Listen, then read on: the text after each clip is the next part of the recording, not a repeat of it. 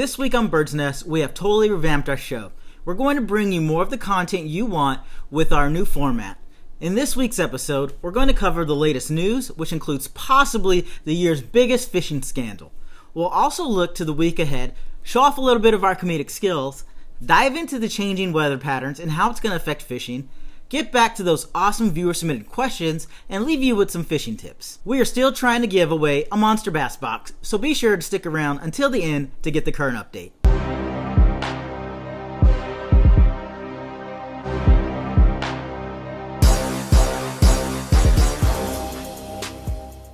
Welcome back to Black Widow Fishing. I'm Bryce. If you're new here, we cover all things fishing, from products and services that can improve your skills or enjoyment of the sport to current news coming out of the fishing industry. If this sounds like something that interests you, please hit that subscribe button, as it really helps the channel out. With the fishing industry being so big and our time being so limited, we can only cover a small portion of the news. So let's jump right into what we felt was the most important news for this week. This past weekend, Wild West Bass Trail held their Northern California and Pacific Northwest Teams Tournament at Lake Shasta.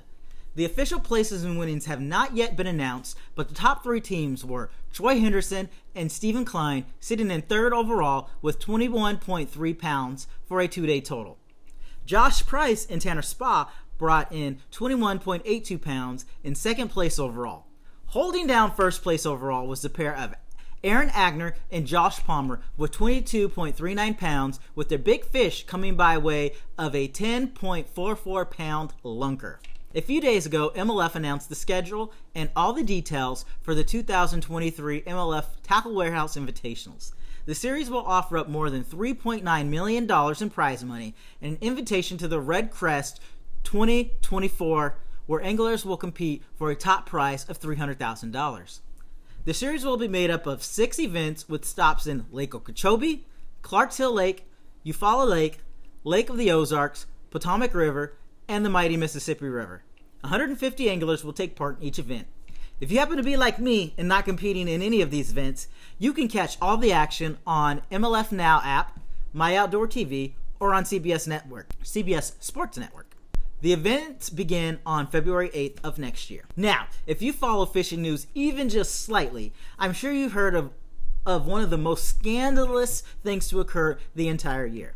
In case you missed it, here's some video of the scandal, but due to the language used on the video, the audio has been muted. At Lake Erie Walleye Trail, Jacob Runyan and Chase Kaminsky were caught cheating red-handed. The events unfolded when the pair weighed in their catch of 4 walleye, but the weight registered a staggering 34 pounds from what was visually estimated to be around 20 pounds. Tournament director Jason Fisher examined one of the fish and felt something hard inside of it. This prompted him to cut open the fish and found lead weights and fillets of other fish inside the belly.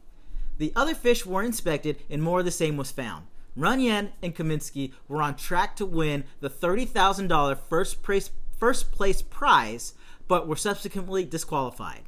The Ohio Department of Natural Resources made the scene and collected all the evidence for a report that is being prepared for the County District Attorney's Office. It must be noted, our 2 immoral anglers had won all 3 previous events of this year, which now brings into question if they in fact really won those events by playing fair.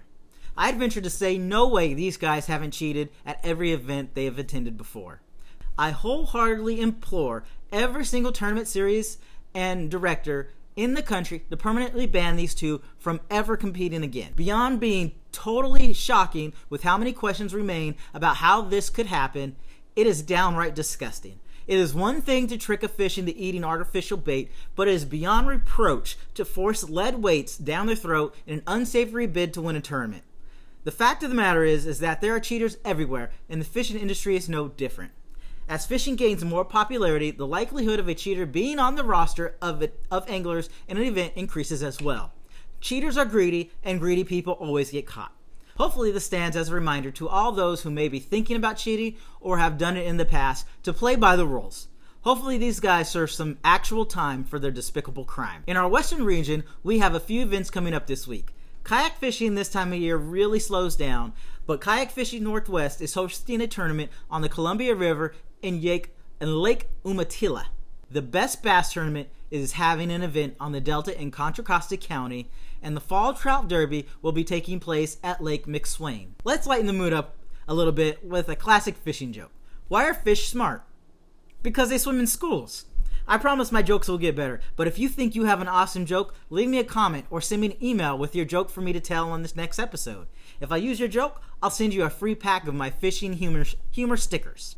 The weather has finally started to turn from the scorching summer heat to the very pleasurable temps and patterns fall brings. I'm going to briefly explain what the weather for this upcoming week will bring and how it will affect your fishing. The weather in Northern California is going to remain mostly mild in the high 80s to low 90s through the week. Expect general wind to be light around 5 miles per hour and virtually zero chance of rain. With the lows beginning to dip into the mid 50s, you can expect the water temps to begin cooling off, really kicking off that fall transition in more locations throughout the state. Now would be a great time to start brushing up on your finesse techniques or your offshore fishing skills. This is the part of the show we like to highlight some new products that we think will improve your fishing or are just downright cool. If you've watched my channel for a while, it is no secret that I truly enjoy any type of mystery box. I came across BattleBox, which boasts itself as a kick-ass survival box. BattleBox offers 4 different box options, from the basic for $34.99 to the Pro Plus for $169.99. I'm personally excited to get my hands on one of these boxes and have placed an order for one, which I will of course unbox right here on the channel when it arrives. In case you want to give BattleBox a try for yourself, I'll leave a link in the description. While the show is not sponsored by BattleBox, the channel will earn a small commission should you use our link and purchase a box. We are finally getting back to some viewer-submitted questions after taking a break last week to cover fishing results from Clear Lake. I have 5 great questions from different viewers that we're going to try to answer. Jumping right into our first viewer-submitted question, we have a question from Steve that asks, can you use a Runabout boat in the lake during the winter? Well, this is actually a very simple question to answer. If you live in a location where the water freezes, then I would say that's a hard no. If you live in a climate that doesn't have icy water, then sure you can. Just make sure that if you're located in an area that experiences temperatures that drop below freezing, make sure you have properly protected your boat from the elements. Our next question is from Jim, who asks, what are some of the dangers of going out on a boat at night? Anytime we go out on a boat, there are dangers. But at nighttime, the danger is increased. The main danger or factor increasing such danger is visibility. Often, lakes and rivers are covered in darkness, reducing our visibility to, at best, a few feet. This increases the risk of running into another vessel, object, or land. These risks can be mitigated by using the required lighting for your vessel, using a properly updated chart plotter, and not driving faster than your skills and knowledge for a particular body of water. The next question is from John. If you have never been fishing before, is it something you can try on your own if you watch some videos, or do you need someone to go with you to show you how? John, in the past, I would say, yeah, you need somebody to go with you and show you how to do it. However, with YouTube University being at everyone's grasp, I say it wouldn't be unreasonable to assume someone that watched the right content learning to fish, that they could go out and do it. Fishing, like most things, involves high degree of skill, knowledge, and a dash of luck. With practice, a self-taught angler could be proficient, but I think the time to get there would be long. Taking someone with you or hiring a fishing guide, I believe, would fast-track that route. The next question is from Stefan, who asks, what are the requirements for operating a charter fishing boat in California? The answer really depends where in California you plan to operate. If you operate in non-tidal waters, you generally only require a guiding license from the California Department of Fish and Wildlife. If you are operating in tidal waters, then you would be required to have the guiding license as well as the United States Coast Guard captain's license. Keep in mind that guiding is a business, and thus you may be subject to city, county, and other state regulations and licensing requirements. Our final question comes from Gary. Gary wants to know, how much does it cost to buy and maintain a fishing vessel? As with all things fishing, it really depends. A vessel in the state of California is a watercraft that has an engine and or motor. So theoretically, you could buy a dirt cheap kayak and a trolling motor for less than $500 total and generally not have any maintenance cost. The vessel you choose really comes down to how much you want to or can afford to spend. I own a Nitro Z7 boat that you could find in excellent condition between $10,000 to $20,000 depending on what's in the package. Maintenance generally costs me around $100 to $150 a month for active maintenance or savings for a big problem down the road. And have no illusions. If you own a boat, you will have a maintenance issue at some point. If you have any questions you want me to answer on an upcoming show, drop them in the comments below. As our show nears the end, I think now is a great time to provide you with some tips and tricks to give a try during this week. Tip number 1. The first tip I have is about color selection for your baits. This time of year, bass are heavily feeding on bait fish, mainly shad and brim. So if you are finding it tough catching anything, try throwing a natural colored lure such as your light grays or bone colored baits.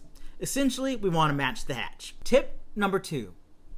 In sticking with the theme of bass eating bait fish, you may consider throwing a smaller lure if you are finding the bite tough.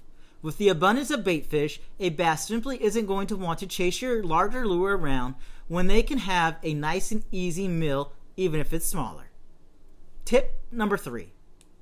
The final tip for this week has to do with fishing line. If you haven't been out in a while, or you have a particular fishing rod and reel you may not have used for a while that has been spooled with line, do yourself a favor and change that line. Fishing line that sits for a while can become brittle or, in the case of mono and floral, retain a high level of memory. Using line in either of those conditions your next time out can result in a crazy tangled mess or your line snapping when trying to reel in a big one. This week at Black Widow, we're going to continue with our kayak repairs and upgrades, so be sure to stop by the channel to see the updates as they come out. We've been sitting at 30 subscribers for about 2 weeks now. We need to get boosted to 100 subs before we send out a Monster Bass box out to someone lucky. I'm excited to get this done because I also have a mystery tackle box waiting to go out to someone else after we give away that Monster Bass box. I hope you found the new format of the show pleasing. If you enjoyed the content, please be sure to like the video and subscribe to our channel. That's all for now. Catch you next time.